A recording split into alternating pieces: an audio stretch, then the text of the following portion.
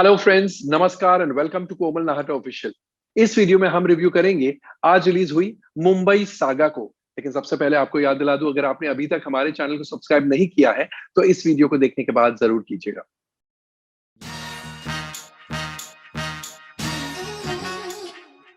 दोस्तों, Mumbai saga real life incidents पर आधारित है। ये कहानी है अमर नायक और अश्विन नायक की। बाल ठाकरे, अमर नायक, अश्विन नायक, यानी मुंबई की कहानी है and that's why Mumbai saga. तो अमार्त्या उर्फ अमर यानी जॉन एब्राहम, वो क्राइम की दुनिया में मजबूरी से आता है। एक्चुअली उसके छोटे भाई को कुछ गुंडों के हाथों बहुत बुरी तरह चोट लग जाती है और उसका बदला लेने वो उन गुंडों से भिड़ जाता है और धीरे धीरे करके वो भी क्राइम की दुनिया में आ जाता है। भाऊ के अंडर वो काम करता है, भाऊ यानी महेश मांजरेकर। अब अमर की दुश्मनी है गायतोंडे से, गायतोंडे यानी अमोल गुप्ते से, और गायतोंडे के गुंडों ने अमर या अमार्त्या के भाई को जख्मी किया था। तो इसलिए भाऊ और अमार्त्या उर्फ अमर एक साइड है और दूसरी तरफ है गायतोंडे।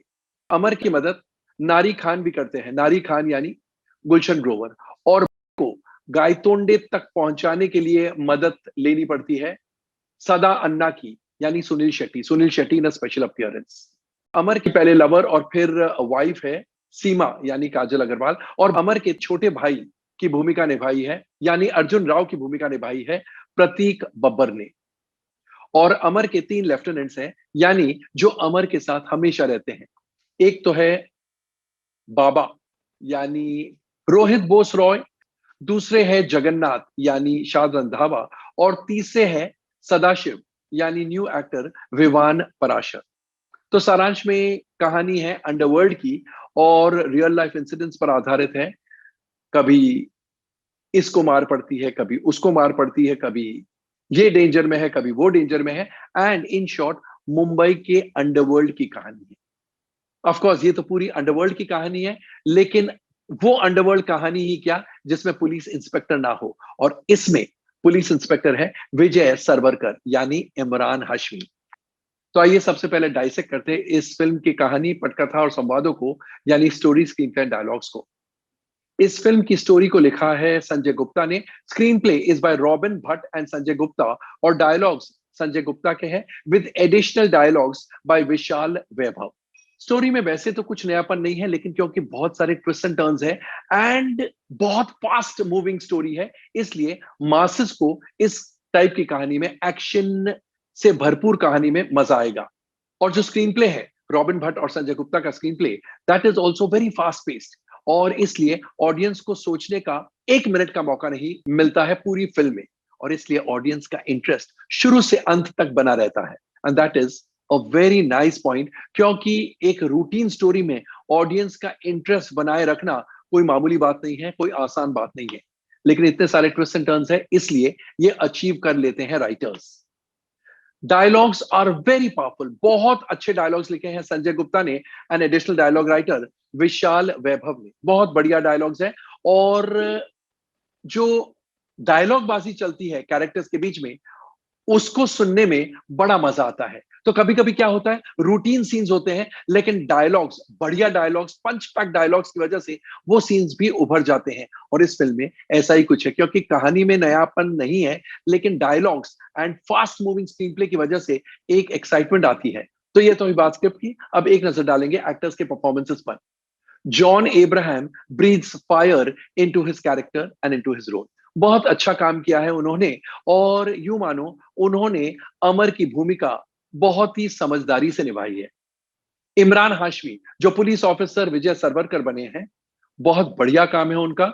एक्चुअली पिक्चर ना देखो तो आपको लगेगा कि जॉन एब्राहम के सामने इमरान हाशमी कैसे टिक पाएंगे एक्शन सीन्स में, लेकिन the action scenes between John Abraham and Imran Hashmi actually सही लगते हैं, सच्चे लगते हैं। सीमा की भूमिका में Kajal Aggarwal is also good. Of course इस प्रकार की फिल्म में हीरोइन का रोल बहुत ही कम होता है, लेकिन जितना भी काम काजल अग्रवाल को दिया गया है, बहुत अच्छा और बहुत सही तरीके से उन्होंने किया है।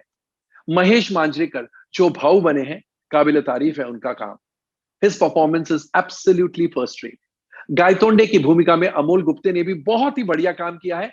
एंड एक एक्सेंट्रिक विलन होता है ना, वैसे काम किया है, तो उनकी एक्सेंट्रिसिटी लोगों को पसंद आएगी। कभी वो हंसाते हैं, कभी वो डराते हैं, तो इसलिए मजा आता है। प्रतीक बब्बर जो अर्जुन राव की भूमिका निभा रहे हैं, he is quite all right. उनका रोल बहुत बड़ा नहीं है, लेकिन जो भी काम किया है ठीक ठाक किया है। और उनकी वाइफ नीलम की भूमिका में Tithi Raj is all right. Gulshan Grover in the role of Nari Khan definitely makes his presence felt. Sameer Soni जो सुनील खैतान बने हैं, he has his moments. And उनकी वाइफ अंजना सुखानी जो मिसेस खैतान बनी है, she also makes her presence felt. Rohit Bose Roy जो बाबा बने हैं, he has his moments. शाद Randhawa in the role of Jagannath is also quite good. और विवान पराशर जो सदाशिव बने हैं, he is a debut making actor, दिखते भी अच्छे हैं और काम भी काफी अच्छा किया है। In a special appearance as सदा अन्ना, Sunil Shetty adds star value।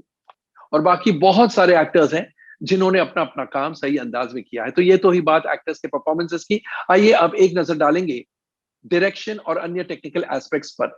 Sanjay Gupta, उनका नाम लेते ही आपको क्या ध्यान में आता है? स्टाइलाइज्ड फिल्म, स्टाइलाइज्ड शूटिंग, और इस फिल्म की शूटिंग भी बड़े ही स्टाइल वाली है। एंड अच्छा डायरेक्शन है उनका। फिल्म में संगीत यो यो हनी सिंह और पायल देव का है। और यो यो हनी सिंह का गाना डेफिनेटली अच्छा है। इट्स नॉट वेरी पॉपुलर, बहुत ज्यादा पॉपुलैरिटी की सीमा नहीं चढ़ा है, लेकिन it's a good song. And lyrically ये कह सकते हैं कि जिस प्रकार की फिल्म है उसी प्रकार के लिरिक्स है। गानों की कोरियोग्राफी राजीव सूर्ति की है, जो कि काफी ठीक है। और background music by Amar Mohile is definitely appropriate. इस टाइप की फिल्म के लिए जो बैकग्राउंड स्कोर दिया है अमर मोहिले ने, वो सही है। शिखर भटनागर की सिनेमेटोग्राफी अच्छी है।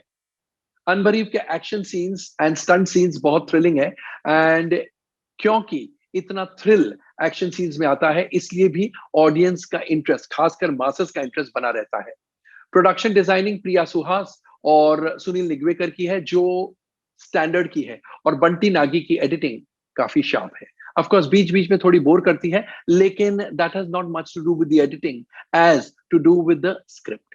तो all in all Mumbai Saga Mumbai circuit के लिए बेस्ट है, क्योंकि ये मुंबई की कहानी है और मासेस को ये फिल्म पसंद आएगी। ऑफ कोर्स मल्टीप्लेक्सेस में इसका बिजनेस बहुत ही लिमिटेड रहेगा, लेकिन सिंगल स्क्रीन सिनेमाज में ये फिल्म ठीक ठाक बिजनेस करेगी।